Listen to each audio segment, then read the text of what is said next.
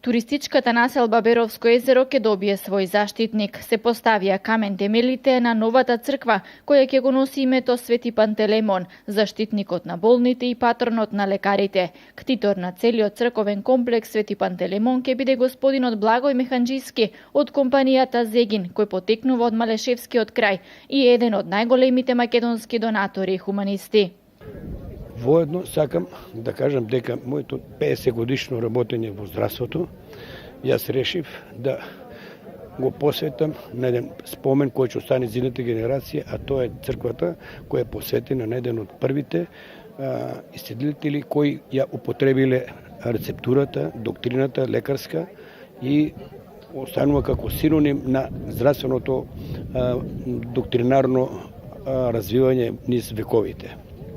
Малешевскиот крај и малешевци заслужуваат едно вакво дело и се надевам дека тоа е порака и за идните генерации да си го поштуваат родниот крај, да доаѓаат, да веруваат, да се боголюбиви и да задржат традицијата на малешевскиот народ. Градител на црквата Свети Пантелеймон на Беровското езеро ќе биде општина Берово.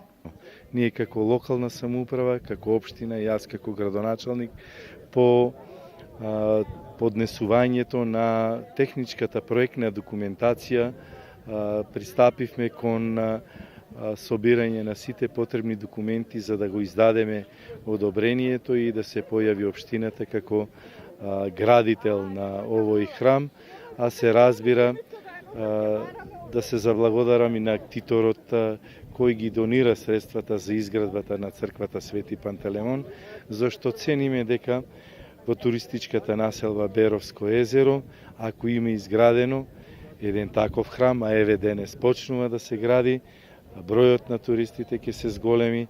Инаку денес во Машкиот манастир и усмерие на Пресвета Богородица во Берово, илјадници верници од Малешевијата и пошироко го чествуваат празникот посветен на Мајката Божија Голема Богородица.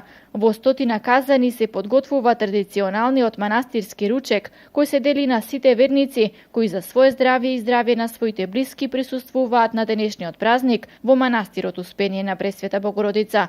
Овој ден 20 години ја чува мистеријата за тој кобен 29 август 1996 година, кога громот ведро небо уби 9 мина и повреди 40 на верници на овој традиционален народен собир во Берово.